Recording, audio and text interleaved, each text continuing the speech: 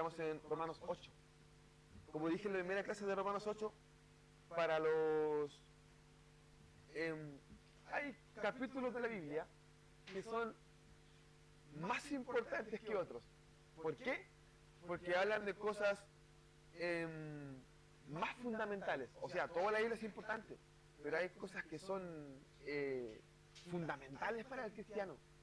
Como por ejemplo, esto de caminar en santidad. Porque de repente las personas no saben cómo caminar en santidad, qué significa la santidad, que yo creo que ser santo es así, que creo que ser santo es así. Entonces llevamos un evangelio conforme al yo creo. Entonces, Romanos 8, como le dijimos en la primera clase, nos habla de esto con lujo y detalle. Con detalle de lo que significa realmente ser santos para Dios.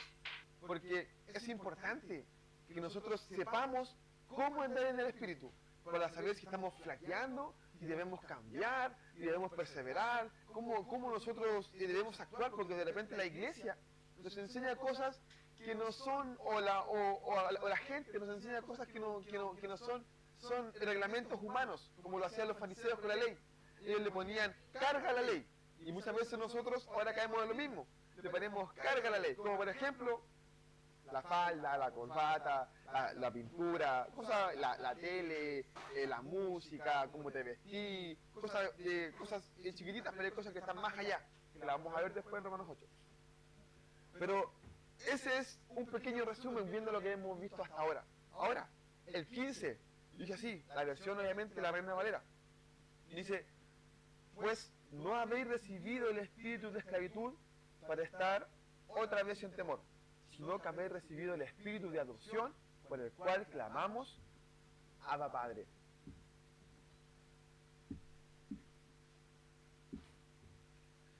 Para incluso hasta para el cristiano, pero para el ser humano común, que no comprende el Evangelio, la palabra esclavo como que le atemoriza un poco. Porque nosotros asimilamos la palabra, por ejemplo, que decimos, ya, si Dios nos hace libres, ¿por qué la Biblia dice que somos sus esclavos? Eso nosotros lo vimos en Romanos 6. Pero dice, ¿pero por qué si Dios dice que nosotros somos libres del pecado, por qué tenemos que seguir siendo esclavos? Nosotros recordemos que en la clase pasada vimos cómo el hombre no puede tener identidad o elección propia. Siempre tiene que estar apoyándose en algún lugar. No puede estar flotando, necesita de piernas, necesita de algo palpable para poder caminar. Pero aún así, le tenemos miedo a esta palabra. ¿Por qué le tenemos miedo a esta palabra? Porque resulta que nosotros, si ustedes comprenden, uno cuando se dice esclavo pierde su autonomía, pierde su libertad. Si ustedes, por ejemplo, ahora ya no hay esclavos, muchos esclavos, pero ustedes muchas veces la gente que trabaja, cuando uno tiene un jefe que es negrero, ¿qué pasa? ¿Cierto? Por ejemplo, pasa de que tenés que trabajar más de la cuenta y te esforzáis, te cansáis. Yo me acuerdo cuando estaba trabajando en construcción, estaba en una empresa de construcción, y ahí me decían de que trabajar hora extra no era obligatorio. Pero resulta que si no iba, me echaban. O sea que prácticamente sí era obligatorio. Entonces yo tenía que ir los sábados sí o sí. Yo no quería ir los sábados. A mí no me importaba ganar más de lo que yo ganaba porque yo quería pasar ese tiempo con mi familia. Pero sí era esclavo de ese sistema porque si yo no iba, ¿qué pasaba? Me echaban igual. Yo conversaba con el jefe y decía, oiga, supuestamente esto no es para, por ejemplo, no es obligatorio. ¿Por qué tengo que venir igual? Y dije, mira, tú no podés venir. Si quieres no venís. Pero si no venís, significa que no estoy comprometido con el trabajo. Y si no estoy comprometido, no me serví. Entonces, prácticamente era esclavo de ellos. En palabras suaves, pero ser esclavo es algo más profundo. Porque significa que tenéis que desvivirte por el amo. Entonces, nosotros asimilamos esta pregunta y decimos, ¿cómo Dios nos dice que somos esclavos? ¿Cierto? Si supuestamente nosotros tenemos elección, tenemos libre albedrío. Yo hace poco conversaba con un amigo que me decía, yo le decía que nosotros todos tenemos destino. Me decía, ¿cómo vamos a tener destino si tenemos supuestamente libre albedrío? Si nosotros tenemos un destino, ¿cierto? Significa que todo lo que hagamos siempre va a ser el mismo camino. Entonces, ¿cómo va a pasar? Y dije, es que Dios tiene para ti un destino tachado para ti, que es de santidad. Pero ¿cómo? Entonces significa que no soy libre. Él me decía en su mente, porque al ser humano le encanta la libertad. Yo me casé para estar libre, supuestamente, del yugo de mis padres. Pero me casé y tenía otro yugo. El tema de esto es que, por definición, no está mal definido que somos esclavos de Cristo. Porque nosotros, si somos esclavos de Cristo, debiéramos vivir como Él se le place la gana que nosotros vivamos. Porque Él pagó nuestra deuda por nuestra vida eterna y aquí en la tierra. Porque nosotros vimos en los estudios pasados de que ser cristiano no es solamente esperar que Jesucristo venga, sino que también tenemos satisfacción aquí en la tierra. Que ustedes leen el libro de Eclesiastés. Eclesiastés, cuando habla, él dice que él disfruta la tierra, disfruta las cosas que Dios les dio. El punto es que él después le disfruta de forma excesiva, de forma negativa. Pero él recomienda al ser humano que disfrute lo que tiene, que disfrute su esposa, su dinero, que disfrute el mundo, que disfrute los viajes, que disfrute de pasear, las piscinas, que lo disfrute porque Dios creó un universo para disfrutarlo, ¿cierto? Entonces, el tema de esto es que nosotros al sentirnos esclavos, nos sentimos, nos da un poquito de recelo, porque entendemos que somos esclavos por Cristo, pero ¿cómo no voy a hacer nada por mi cuenta? ¿Cómo voy a ser tan inútil? En cierto sentido sí somos inútiles, pero aquí Pablo cambia esta palabra esclavitud por la palabra adopción. Pablo en Romanos 1, de repente nosotros que asimilamos palabras en diferentes sucesos. Por ejemplo, decimos que somos esclavos de Cristo, ¿cierto? Porque Pablo dice, yo soy esclavo de Cristo, en Romanos 1. Pero cuando Pablo habla de ser esclavo de Cristo, no refiere a vida, no refiere, ¿cierto?, a estar, ¿cómo se podría decir? A estar subyugado, a no tener identidad, a no poder hacer nada de nada, porque todo es malo. Cuando Pablo habla de esclavitud en Romanos 1, dice, yo soy esclavo de Cristo, él está hablando de un contexto ministerial. Aquí Pablo refiere a otra esclavitud, no refiere a la esclavitud que vimos en Romanos 1, sino la que vimos en Romanos 6, que es esclavo del pecado o esclavo de la salvación. Entonces resulta de que nosotros en Romanos 6 y Romanos 1 te habla de otro tipo de esclavitud, te habla de la esclavitud ministerial. Él dice, yo me siento obligado a hacer lo que Dios quiere para mí.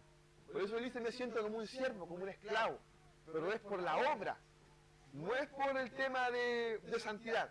Ahora aquí Pablo dice así, dice, pues no habéis recibido el espíritu de esclavitud. Él nos está contradiciendo, de que somos esclavos, no somos esclavos, somos esclavos, no somos... No, dice así, no habéis recibido el espíritu de esclavitud. O sea, nosotros cuando viene Jesucristo, o viene el Espíritu Santo, este espíritu no es de esclavitud. Nos compra, sí, pero no es de esclavitud, es de adopción. Y hay una diferencia grande entre ser esclavo y ser adoptado. Como dijimos, ser esclavo es alguien que no tiene nada. Si Jesucristo me compra, ¿cierto? Y yo soy su esclavo, yo tengo que hacer todo lo que Él me dice, pero no tengo parte en nada de Él. Incluso, cuando antiguamente se compraba un esclavo, se compraba para recibir ganancias. Yo compro un esclavo para que haga el trabajo que yo quiero. Yo compro un esclavo para que haga mi pega, para que me aumente el dinero. Ahora, el punto es que nosotros como esclavos, y para eso servimos, porque no hacemos lo que Dios quiere. Por ejemplo, Dios no gana nada salvándonos.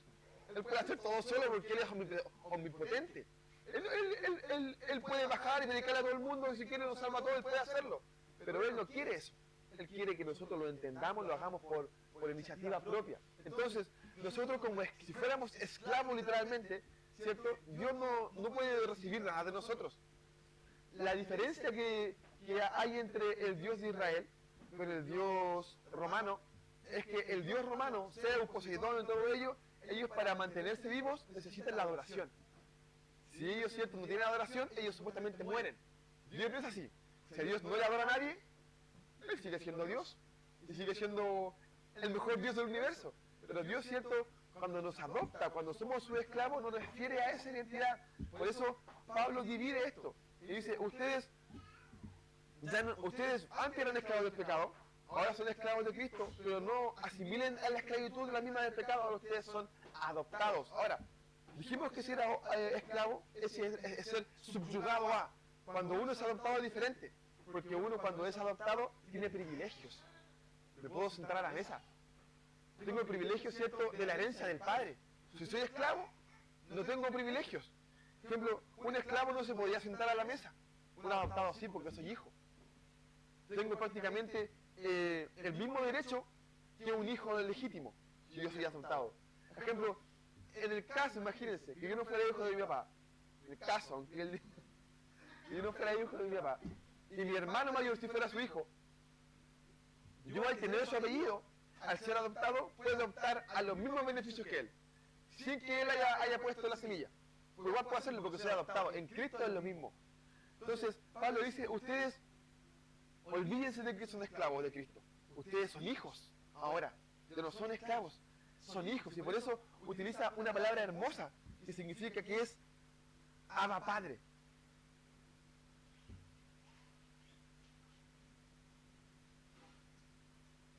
El judío, porque él quiere que, no solamente el judío quiere que nosotros lo entendamos, pero en este caso, contextualmente, quiere que comprenda bien esta palabra de lo que significa la palabra Abba, ya que el judío tenía un problema grande con ver a Dios como Padre. Nosotros lo podemos ver en Juan 10:36, cuando Jesús dice, porque ustedes me acusan de blasfemar cuando digo, soy el Hijo de Dios. Dios, el fariseo, estaba indignado con Jesucristo, porque él se hacía llamar a él Hijo de Dios. Entonces ellos decían, ¿cómo tú, un ser mortal, te hacías llamar hijo? Si tú es Dios, tú no puedes compararte con Dios, porque Él es algo inmenso. Entonces, Pablo quiere que comprendan este pensamiento de que ellos tienen que meterse en la cabeza. Quiere que ellos entiendan que por medio de Jesucristo, ellos no pueden dejar de tener una relación distante con Dios, sino que Él se acerca de forma perfecta de decir, Abba, dime Padre. Entonces, el cristiano, incluso hasta estos tiempos, tiene ese conflicto de tener esta relación perfecta o directa con Dios. Nosotros lo podemos ver cuando en la iglesia, ¿cierto? No mintáis, estás en la iglesia. ¿Cuántas veces nos han dicho eso? De repente uno tiene una broma, oye, deja de mentir que estás en la iglesia. Oye, cuidado que viene el pastor. Entonces, tienen esa mentalidad de ver a Dios tan distante que no lo asumen que Él está contigo incluso cuando estás en el baño. Yo me acuerdo una vez cuando estábamos con mi papá, estábamos en la casa, contaba la Susana, estaban todos ahí, y un hermano decía que él le gustaba fumar en el baño, porque él sentía que yo no lo veía. Él lo decía como chiste, pero yo creo que lo decía como chiste, pero el punto es que las personas tienen este pensamiento, no les gusta sacar a Dios de los lugares. ¿Por qué? Porque lo ven lejano, no se sienten sus hijos. Y al no sentirse sus hijos, tienen este espíritu de esclavitud. Entonces Pablo le dice, sáquense de la cabeza este espíritu de esclavitud y acepten que son hijos. Y díganle a Dios, Abba. Nosotros vemos desde el principio, de que la comunión de Dios siempre ha querido que su pueblo lo vea como hijo. Vámonos a Jeremías 3:19. Si ustedes se acuerdan del libro de Jeremías, el libro de Jeremías son profecías, ¿cierto? Son profecías en las cuales Dios comienza a condenar a su pueblo porque el pueblo ya no quiere, ya no está ni ahí con Dios. Está tan así ni ahí con Dios de que Jeremías e Isaías le tiran muchas profecías y ellos dicen, bueno, si Dios ya nos condenó, ¿qué le va a hacer? Es como, ¿cuántas veces ustedes han escuchado a cristianos, hermanos que se descarrían y dicen, bueno, mira el infierno nomás? Así como, oh, bueno, yo soy hijo del diablo nomás, así como si fuera tan ligera. Entonces pasaba lo mismo que en el pueblo de Israel. El pueblo de Israel ya había asumido que era pecador, sabía que Dios los podía perdonar, pero ellos no estaban ni ahí. El versículo dice así, esta es la versión NTV, dice así, me dije a mí mismo, ¿cómo quisiera tratarlos como a mis propios hijos? Solo quería darle esta hermosa tierra, la posesión más maravillosa del mundo. Esperaba con anhelo que me llamaran padre y quise que nunca se alejaran de mí. El anhelo de Dios desde el comienzo era que nosotros viéramos a Dios como Padre y no como un ser lejano. Por eso Pablo dice, sáquense de la cabeza que ustedes son esclavos. Asuman que son hijos. Y Pablo utiliza una palabra que yo me imagino que ya todos la conocen, que es Abba. La palabra Abba proviene del arameo y significa padre. Es un dicho que utilizaban los niños. Es como decir papi. Como ellos, la palabra Abba no lo utilizan los adultos, lo utilizan los niños para referirse a su papá de forma tierna, de forma papi. Ejemplo, en el buen chileno sería como decirle papito, viejito. Entonces, de repente uno dice que quieren que la palabra Abba significa papito, pero no significa papito, no es con diminutivo. Es una palabra que se utilizaba de forma tierna para referirse directamente al padre, al papá. ¿Se entiende? Por ejemplo, Abba, ¿cierto? Era para eso. Por eso es como de cercanía. Por eso Pablo dice, díganle, traten a Dios como niños pequeños. Traten a Dios como un hijo busca a su papá. Como un hijo con ansia busca a su papá. Cuando llego de la casa, a veces llego todo cansado. Y me abro la puerta y me recibe la Amparo con la Emilia. ¡Mamá! Me hacen show, me hacen fiesta y me gritan encima. Eso quiere Dios con nosotros. Por eso Él dice eso. Dice, ustedes quiero que entiendan, quiero que comprendan de que ustedes traten a Dios como un papi, como un padre, como alguien que ustedes a quien amen más en el mundo, como alguien que ustedes los pueden cuidar, los pueden proteger porque Él está allí.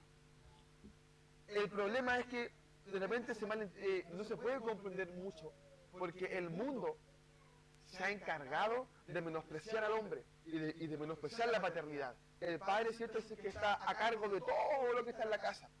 Es el que tiene que tener el deber de dar la protección a todos los que están en la casa. Yo me he acordado un montón de veces, y mi papá que se tape los oídos porque si le tiro flores se va a sentir bien. Yo me acuerdo cuando yo estaba en la casa, yo estaba solo y me daba mucho miedo, y hasta grande, 20 años.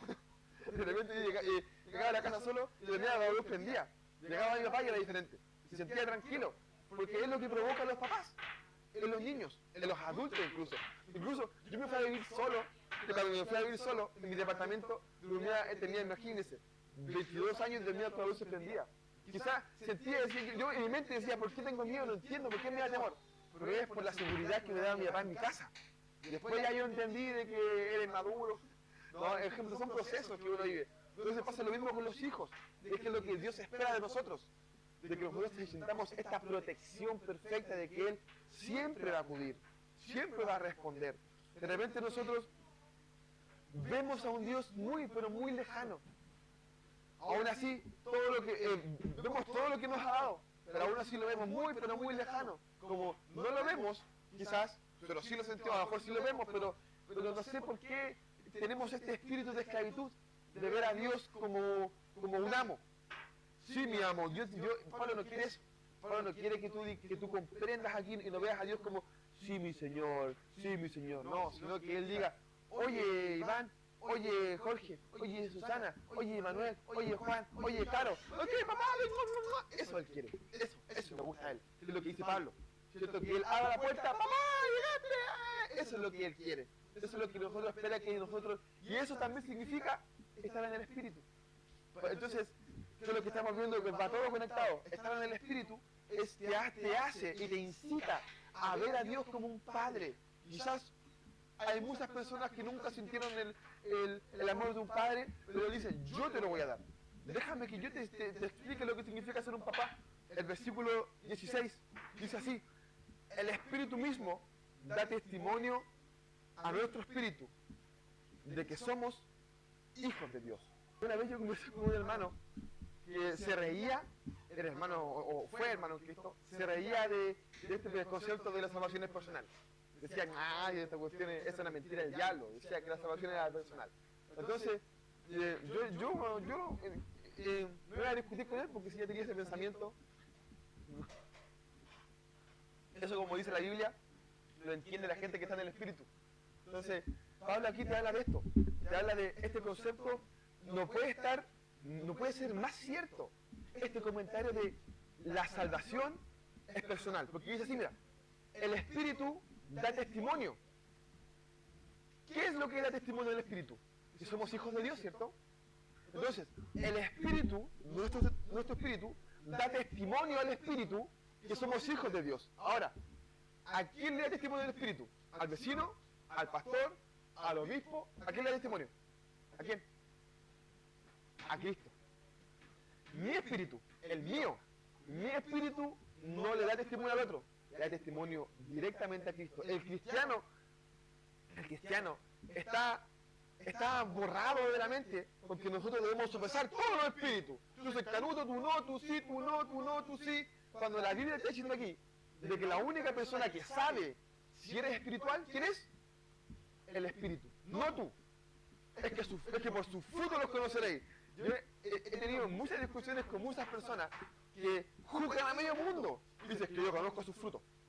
Yo conozco sus frutos. Y sacan este versículo que dice, por sus frutos los conoceréis. El tema de que este versículo no puede estar más fuera de contexto. Esto sale en Mateo 7, del 15 al 20. Es cuando el Jesucristo habla de los frutos. Que por sus frutos los conoceréis. Ahora, ¿a quién refiere este versículo? ¿Sabe a quién refiere?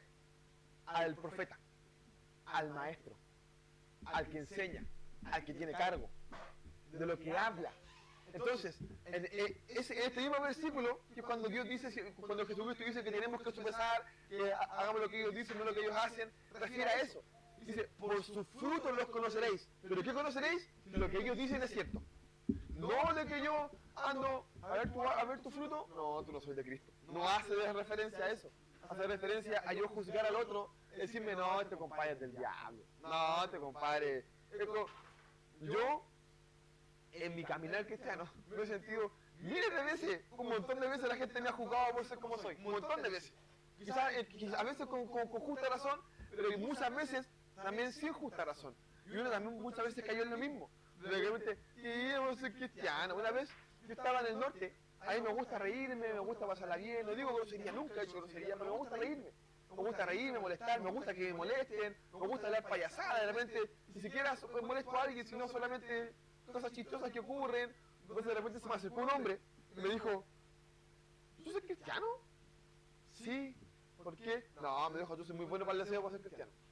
Y le dije, ¿pero por qué? ¿Por qué no? No, porque te reís mucho, siempre me molesté que soy pelado, porque era un peladito. Me molesté que soy pelado, que es una cuestión, entonces él obviamente a mí me molestaba por cómo hablaba, me decían el laucha, porque en ese tiempo tenía puros vellitos aquí chiquititos. Entonces me decían que era una laucha. Hay algo en específico que a mí siempre me ha marcado, que es con referencia al nacer de nuevo. Porque yo siempre, muchas de las personas que nacen de nuevo tienden a tener una experiencia muy emocional. Entonces, cuando uno se junta con amigos o con gente que no conoce, de repente uno comparte con gente cristiana, empiezan a hablar su testimonio. Oye, cuando nací de nuevo, yo conocí un testimonio de gente que uno es loco. Yo una vez conversé con un hermano que me decía que él estuvo una semana llorando, no podía salir de la pieza. Cuando cambió, cuando su espíritu cambió, cuando nació de nuevo. Conocí a otro que decía que sentía como si hubiera comido ají, sacaba la lengua y le quemaba toda la boca porque sentía como su lengua llena de fuego. Y puras cosas así extrañas. Entonces me decía, ¿y tú? Bueno, ¿cómo naciste de nuevo? Y yo desde chico acepté a Jesucristo a los 7 años. Ah, entonces tú nunca... Incluso me dicen, tú por eso soy así, porque nunca he nacido de nuevo. Entonces uno cae en este prejuicio.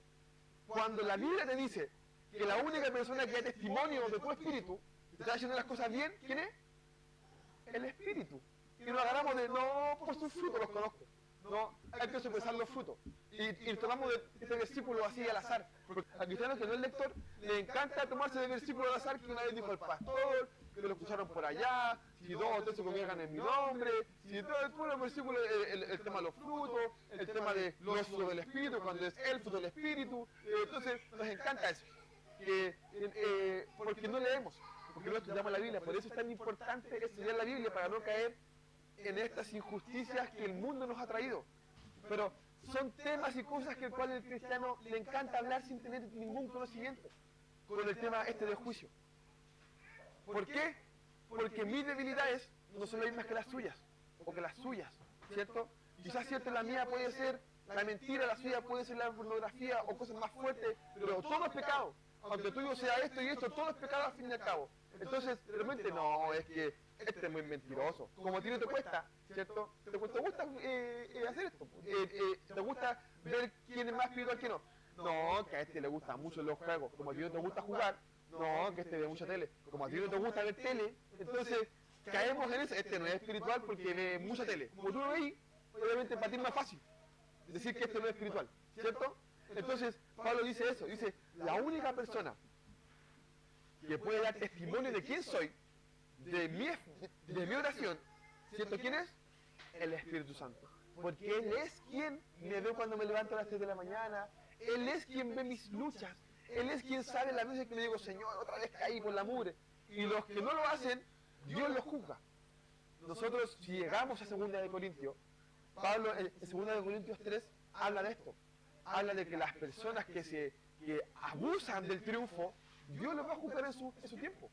Pero Él lo va a hacer, no tú. Tú no te metas ahí. Porque tú tienes que recibir tu triunfo. Tu triunfo, lo que Dios te dio, tú tienes que saber cómo trabajarlo. Ahí habla de la Roma, por eso lo vamos a ver más adelante. Pero habla de eso. Habla de que de repente nosotros estamos tan enfocados en preocuparnos por esta iglesia, por este hermano, por este pastor, por este otro pastor, que esté aquí, que esté allá, cuando es el Espíritu Santo quien da testimonio. El que al cristiano le encanta, le fascina hacer leña del árbol caído. Le encanta. Al ser humano le encanta sentirse superior, ¿o no? Le encanta sentirse mejor que el otro. No, pero si este... Hermano, he conocido muchas mamás cristianas que de repente dicen, oh, ¿viste lo que le pasó al hijo de la Mercedes? No conozco ninguna Mercedes, así que, ¿qué le pasó? El marihuanero. ¡Oh, es papito! Los papitos. Pasaron 10 años después, su hijo menor creció y lo encontraron también, y lo encontraron también fumando marihuana. Entonces, caemos en eso, nos encanta jugar al otro cuando está caído. Pero después, por ejemplo, a nosotros nos pasa lo mismo y le pedimos perdón, nos da lo mismo. Porque nos encanta ver el fruto del otro. Cuando la Biblia nos dice aquí, ¿cierto? De que nosotros, nuestro espíritu, las cosas que nosotros hacemos, nuestra santidad, la única persona que la ve es el Espíritu Santo. Porque es mi espíritu quien da testimonio sobre las cosas del Espíritu. Es que yo he conocido a muchas personas que tocan música secular. He conocido a muchos músicos cristianos, ¿cierto?, que les gusta tocar la música secular y quizás es su lucha. Ellos quieren dejarlo, pero ahí es su trabajo, es su lucha. Pero uno se siente con el derecho de decir, este compadre lo tiene a Cristo en su corazón. No lo tiene porque si él fuera cristiano, lo hubiera dejado hace rato. Como para ti fue fácil, Pablo te entra a razonar. Tú tienes a un Dios que lo puedes llamar Padre, Abba, en la intimidad. Y la única persona que te va a hacer sentir que eres espiritual es Dios. Romanos 8:17, dice así. Y si hijos también, herederos de Dios y coherederos con Cristo, si es que padecemos juntamente con Él, para que juntamente con Él seamos glorificados. Para comprender este versículo hay que separar algunas palabras. Hay que separar la palabra herederos, coherederos, padecer y glorificar. Lo vamos a leer de nuevo, para que lo lean conmigo, con referencia con el 16. Dice, y si hijos, también herederos de Dios y coherederos con Cristo, si es que padecemos juntamente con Él, para que juntamente con Él seamos glorificados. Hay una palabra que los católicos usan mucho, y que también, de repente, el cristiano también lo usa mucho por conveniencia, por sus hijos, por familiares, porque todos somos hijos de Dios. Y como todos somos hijos de Dios, todos queremos su heredad. Hace un tiempito, hablaba con un hermano, hablaba con un hermano, él decía que hablábamos del mensaje, que el mensaje acá, que el mensaje allá, él me decía, yo creo que el mensaje no es el mismo que el de antes, porque el mensaje ahora tiene que ser, porque la gente ahora busca viajar, buena situación económica, tener una buena casa, tener un buen auto, nosotros debemos enfocarnos en ese mensaje, en el mensaje de la herencia de Dios, de la heredad de Dios. Entonces, comenzamos a comprender, o muchas personas predican de que la palabra heredad, como habla de herencia, tiene que ver con cosas aquí en la tierra. Tiene que ver con que me va a ir bien en la vida, voy a tener mucho dinero, que el Señor me prometió cosas, me las tienes que dar. Entonces, como somos todos hijos de Dios, ¿cierto? Si yo voy a la iglesia y me considero hijo de Dios, Dios tiene que darme su heredad, Dios tiene que bendecirme. Entonces, tomamos esta palabra y desgraciadamente muchas palabras que hemos visto hoy las tomamos mal. Porque cuando Pablo habla de heredad, no habla de algo físico, que es lo que la gente quiere asimilar. Habla de algo espiritual. Y el punto es que las personas que tienen este pensamiento, ¿cierto? Dicen, ya. O sea que cuando hablamos de herencia, hablamos de algo que todavía no tenemos. Como Benny Hinn decía, yo quiero las calles de oro acá en la tierra, ¿de qué me sirven arriba? Decía él. ¿Vieron a Benny Hinn cuando predicaba eso? Cuando estuvo de moda el tema del movimiento de fe. Yo quiero las calles de oro acá en la tierra, esa es mi heredad, esto es lo que yo quiero. Pero las quiero allá arriba no me sirven de nada, decía él. Porque la gente busca eso. He conocido muchos cristianos que refieren la prosperidad a la gloria y la heredad de Dios. Como Dios es rico en todo, ¿cierto? Si a ti te va bien, es porque tú tienes su heredad, tú tienes tu herencia, tú tienes lo que Él tiene. Hay un bonito animado, que es un video que es muy famoso, que está mucho en internet, y se acerca, está el papá lavando la loza, y se acerca una hija feliz, porque el papá estaba lavando la loza porque estaba con problemas, y la hija le dice, papá, te tengo un regalo. Y el papá como que la mira y le dice, ya, ¿cuál es tu regalo? Agáchate. Le agacha y le da un beso. Y se va. Y el papá se levanta y decía, oye, pensaba que era dinero. Porque pasa muchas veces con el cristiano cuando nosotros confundimos esta palabra, la palabra heredad. Porque resulta de que la heredad que nosotros Dios nos entrega es su gloria. Y el punto es que su gloria refiere a la gloria, a lo que hablamos en la vez pasada, que es la gloria del cuerpo y del espíritu. Entonces las personas no quieren esta heredad porque es fome. Como el papá que habla y dice, ¿qué mi amor? Vaya para allá, también. Le piden a esta heredad y la gente la ve como, oh, ¿es en serio? ¿Esa es mi heredad? O sea que la herencia que me dejó Dios, de tener tanto dinero, tantas cosas, es su gloria. Hermano, si de repente más de alguno, o si usted, o si alguien que usted conoce, tiene este pensamiento, déjeme decirle que esa persona necesita nacer de nuevo. Porque cuando un cristiano comprende que es pecador, comprende, cierto, de que no tiene oportunidad de ser salvo, y la herencia de Dios es que uno pueda ser salvo, y no solamente el espíritu, sino también la carne, uno se regocija. Porque pasé de ser un esclavo a ser un hijo adoptado. O sea, de que pasé de ser nada a tenerlo todo. Obviamente, no todo aquí en la tierra, quizás también. Porque Dios también te bendice, también te cuida, también te sana, también está preocupado por ti. Pero esas son añadiduras de la vida. No son cosas, cierto, que están netamente ligadas a Dios. Son cosas que son de la vida. Si tú te enfermas, no es porque Dios dijo, te voy a enfermar. No, no es así. Pero te enfermas es porque cosas de la vida te enfermaste. Si se muere alguien joven, no es porque Dios dijo, te voy a cortar, ¡pum! Es porque la vida es así. Como la vida hay pecado, en el mundo hay pecado, eso nosotros también lo vimos en Romanos, cuando hablamos de Elías, que también lo vamos a ver en Romanos 9, cuando hace referencia a esto, cuando él se esconde en la cueva, y Dios le explica de que hay cosas que pasan, ¿cierto? Que no salen de él, que son cosas naturales, los temblores, los terremotos, los incendios, cosas que pasan, pero que aún así él siempre va a estar para cuidarnos con las cosas que pasan. Pero Pablo no refiere a esto, no refiere a la estabilidad económica, a la estabilidad emocional, a la estabilidad él no refiere a eso, porque recordemos que estamos hablando del principio. Él refiere a la heredad de ser glorificado. Y para él, y creo que para nosotros también, no había mayor gratitud y mayor mayor regalo que este. No somos como el papá. ¿Cierto? Que si Jesucristo se acerca y dice, quiero darte un beso, ¡mua! Ah, yo pensé que me iba a dar plata. No, ay, venga para acá, yo también quiero darte un beso. Porque no es así, ¿cierto? Oh, no es así. Entonces, cuando Pablo habla de la heredad, habla de la palabra glorificar. Ahora, la palabra que Pablo utiliza aquí, glorificados, viene del griego subdoxazo, que significa exaltar con. La palabra exaltar significa elevar a alguien, pero elevarlo con un auge de dignidad. Elevarlo para que la gente lo vea, así como cuando en las películas ustedes ven que cuando van los reyes, se lo ponen aquí, ¿cierto?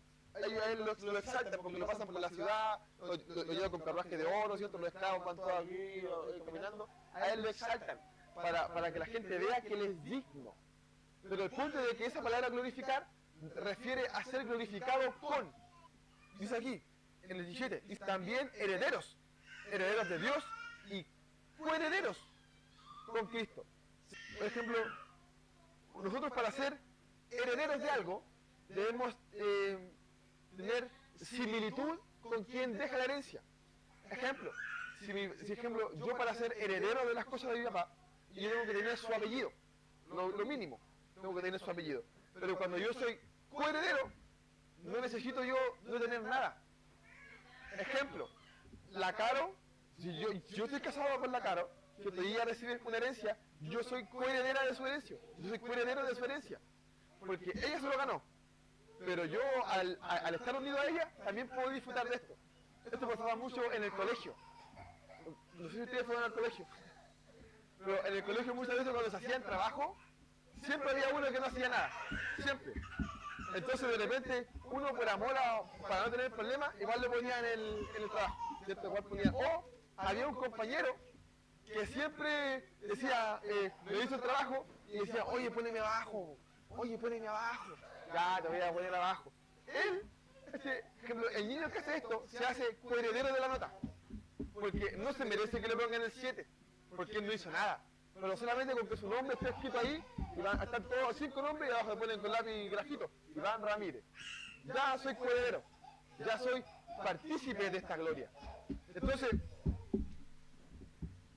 tanto como la gloria, como la herencia, no nos pertenece.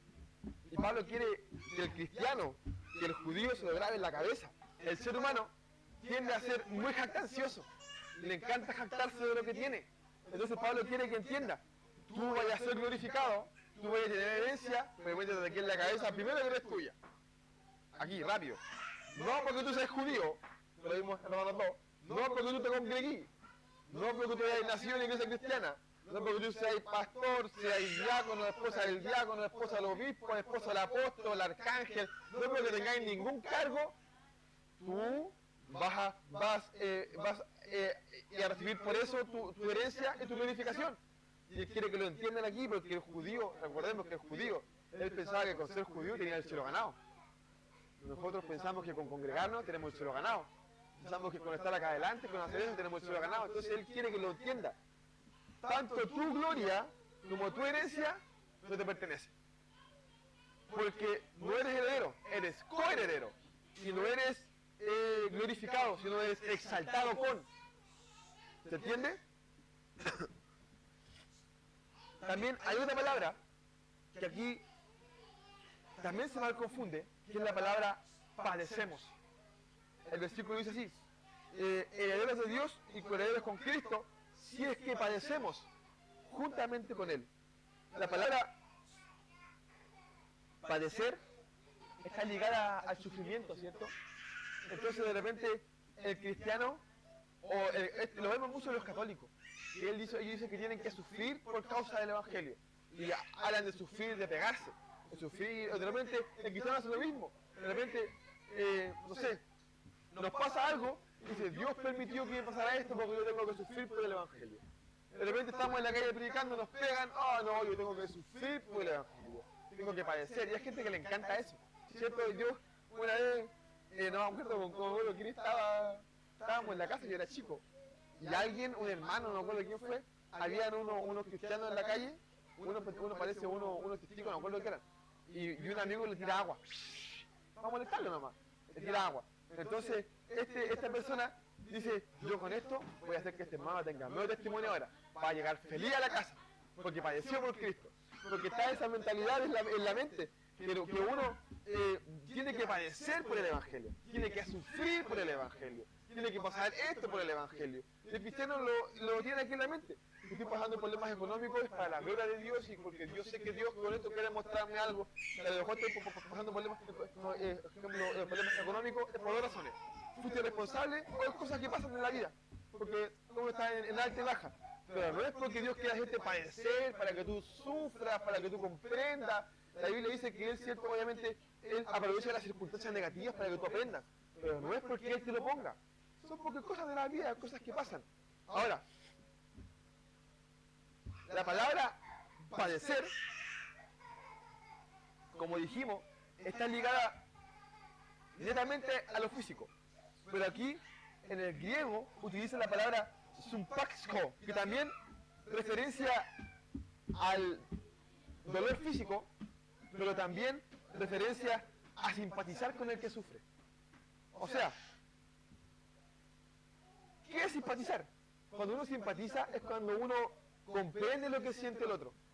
Aquí Pablo, cierto, nos está llamando a padecer, pero no solamente, quizás sí refiere a lo físico, pero no solamente refiere a lo físico, sino refiere al comprender lo que Cristo vivió. Por eso dice, si padecemos juntamente con Él, si nosotros comprendemos juntamente lo que significa vivir con Él, también somos glorificados juntamente con Él.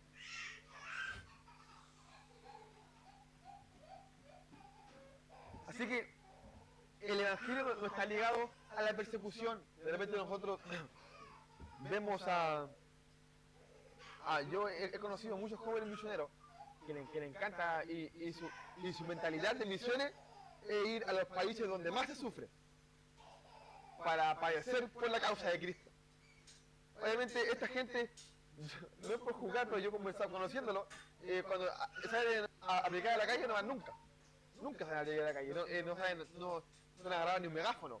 Pero ellos se compran los pasajes, se compran todo para ir a Corea del Norte a predicar, para ir a Haití a predicar, donde la persecución del cristianismo,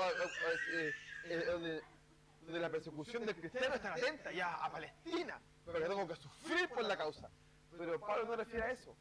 Ser cristiano no refiere a este padecimiento, sino refiere a simpatizar con Cristo, a comprender de que lo que tú viviste, Cristo también lo vivió.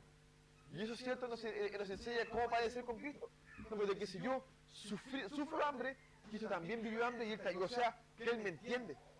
Y si yo tengo tentación, ¿cierto? También Cristo la sufrió, o sea, que Él me entiende. A eso habla de simpatizar, de que Él me entiende. Su gloria provoca de que Él me entienda a mí, de que yo pueda refugiarme en Él porque Él me comprende.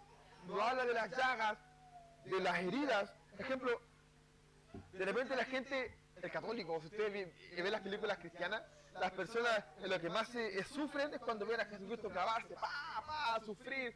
Pero nosotros cuando vemos en la Biblia el sufrimiento más grande de Cristo fue cuando Dios lo desamparó. No fueron sus heridas. Porque eso es lo que Él está hablando de padecer, el padecer esta persecución intelectual, porque eso se va a padecer. No habla de sufrir, de llagarte, de pegarte en la espalda, no habla de eso. Explicando este versículo completo, nosotros hablamos que su herencia y su gloria no tiene nada que ver con la vanidad de este mundo. Va algo ligado netamente a lo espiritual. Y la palabra, cierto, cuando nosotros padecemos, habla netamente de comprender nuestra vida y asumirla y acercarla con Jesucristo. Para que nosotros comprendamos lo que Él vivió, también lo podemos vivir nosotros. Pero no habla de algo físico solamente. Sí habla de algo físico, pero refiere también a lo espiritual. A entregarnos de forma espiritual para ser glorificados. Pablo, a través de estos 3 capítulos, nos llama a eso. Nos llama a que nosotros tengamos una cercanía con Dios, que nos acerquemos como padre, como hijos a su padre, que comprendamos, ¿cierto?, de que mi espíritu solamente Él lo entiende, nadie más. No importa que la gente te critique, te diga que tú estás acá, que tú estás allá, solamente Él lo entiende porque Él es la única persona que te observa. Y que también, de que como Él te observa, ¿cierto? Que tú comprendas de que Él entiende todo lo que tú pasas. Y como Él comprende todo lo que tú pasas, tú eres heredero y eres llevado a ser exaltado con Él. Que es una de las ramas chiquititas de lo que significa estar en el Espíritu. Estar en el Espíritu es pensar en las cosas de Dios. Estar en el Espíritu es comprender y aceptar de que Él es tu Padre. Y no verlo como un Dios lejano, sino verlo como un Padre con que lo necesitas de corazón, que necesitas estar con Él, para que tú lo necesitas porque Él es la única persona que puede entenderte. Aunque te duela, no es tu esposa, no es tu esposo, no es tu hija. La única persona que te puede entender, que es lo que intenta decir Pablo, es solamente Dios. Y cuando tú comprendes esto, significa que tú estás en el Espíritu. Que es el primer mandamiento, ¿cierto? Depender de Dios. Nosotros cuando estamos en el Espíritu debemos aprender a depender de Dios, que es lo más complicado, porque a nosotros nos gusta ser esclavos de otras cosas. Nos gusta tener a Dios de forma lejana y no tenerlo cerca. Oremos, amén.